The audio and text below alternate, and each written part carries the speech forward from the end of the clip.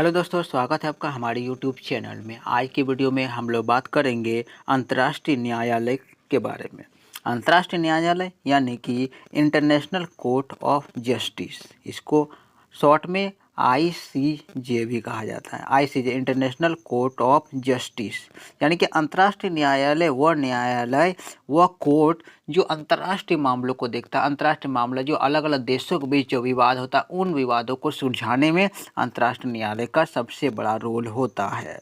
ठीक है, तो ये अंतर्राष्ट्रीय न्यायालय के बारे में मैं थोड़ा बता दूं। अंतर्राष्ट्रीय न्यायालय की स्थापना संयुक्त राष्ट्र संघ ने किया था। यूनाइटेड नेशन ऑर्गेनाइजेशन का एक अंग भी है ये।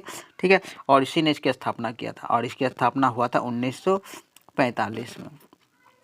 संयुक्त राष्ट्र संघ के बारे में ये क्या चीज़ है, इनका मुख्यालय है द हैग। इनका मुख्यालय कहाँ पर है? द हैग एक शहर है जो कि हॉलैंड में है। ठीक है, हॉलैंड में है, को नीदरलैंड भी कहा जाता है। तो यहाँ पर है अंतर्राष्ट्रीय न्यायालय। अंतर्राष्ट्रीय न्यायालय इंटरनेशनल मामलों को सुलझाता है।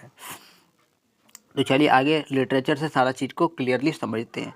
तो अंतर्राष्ट्रीय न्यायालय यानी कि आईसीजे संयुक्त राष्ट्र का प्रमुख न्यायिक अंग है, यानी कि न्याय करता है। ठीक है, अंतर्राष्ट्रीय विवादों के मध्यस्थता के लिए एक अंतर्राष्ट्रीय न्यायालय के निर्माण का विचार पहली बार विभिन्न सम्मेलनों के दौरान आया था, जिसमें अंतर्राष्ट्रीय न्यायालय के गठन के लिए प्रस्ताव पारित किए गए थे।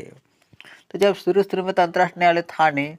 ठीक है, तो शुरू उसका हुआ क्या कि सारे देश मिलकर एक मांग करने लगे कि एक ऐसा न्यायालय भी होना चाहिए, ऐसा कोर्ट होना चाहिए जिसमें इंटरनेशनल लेवल के मामलों को सुलझाया जाए, कि अलग अलग देशों के बीच कोई भी मामला रहेगा, कोई भी टेंशन रहेगा, उसको सुलझाया जाए।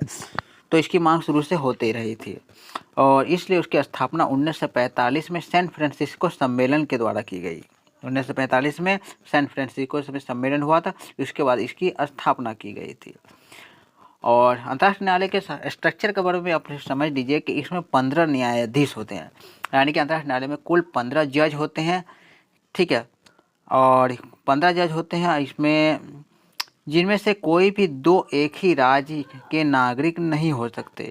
यानी कि कोई भी जज, 15 जज तो कुल जज होते हैं, कोई भी दो जज, कोई भी एक देश के दो जज शामिल नहीं होता, यानी कि 15 जज 15 वो अलग अलग देश से होंगे। ठीक है, और जिन्हें कैसे चुना जाता है, तो जिन्हें संयुक्त राष्ट्र महासभा और सुरक्षा परिषद में बहुमत के आधार पर 9 साल के कार्यकाल के लिए चुना जाता है।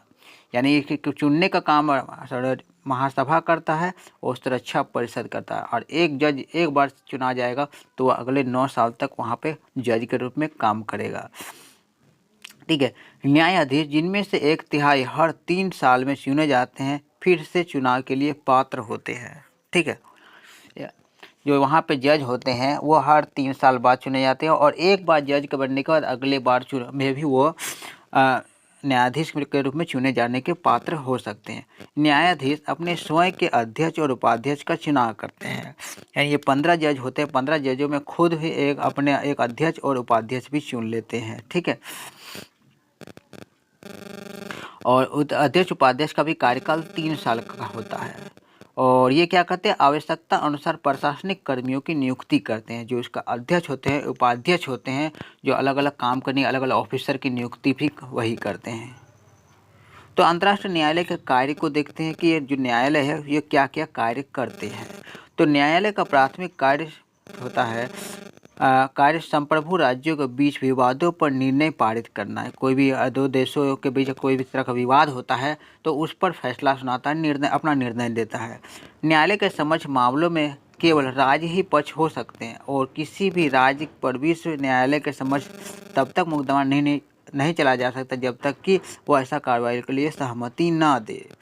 यानी कि जब अंतर्राष्ट्रीय न्यायालय कोई भी मामला देखता है, तो जैसे कोई राज्य का मामला दिखता है तो उस राज्य को सबसे पहले सहमति देना होगा कि आप इस मामले को देखें और इस मामले पर अपना फैसला दें। यानी कि राज्य की सहमति जरूरी होता है किसी भी उस राज्य के किसी भी मसले पर अपना फैसला सुनाने के लिए या फिर मुकदमा चलाने के लिए। तो न्यायालय गवाहों की सुनवाई कर सकता है। ठीक है, तो कोई भी मामला में गवाहों की सुनवाई कर सकता है।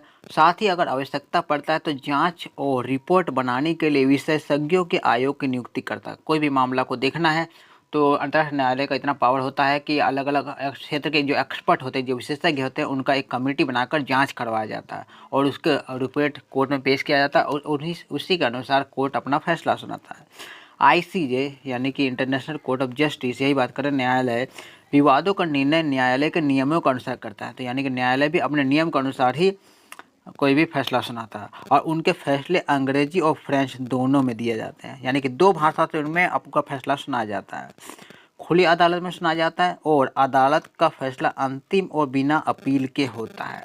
यानी कि एक बार जब अंतर्राष्ट्रीय न्यायालय ने अपना फैसला सुना दिया तो उसके खिलाफ दोबारा अपील नहीं किया जा सकता, यानी कि उनका फैसला आखिरी फैसला होता है। ठीक है, तो आज के वीडियो हम लोग यहीं पर समाप्त करते हैं। उम्मीद है सारा चीज़ आप लोग को समझ में आ गया होगा। अगर आप लोगों को कोई कमेंट है, कोई सुझाव है तो मुझे कमेंट में बता सकते हैं, मैं आप लोगों के कमेंट के अनुसार काम करूँगा।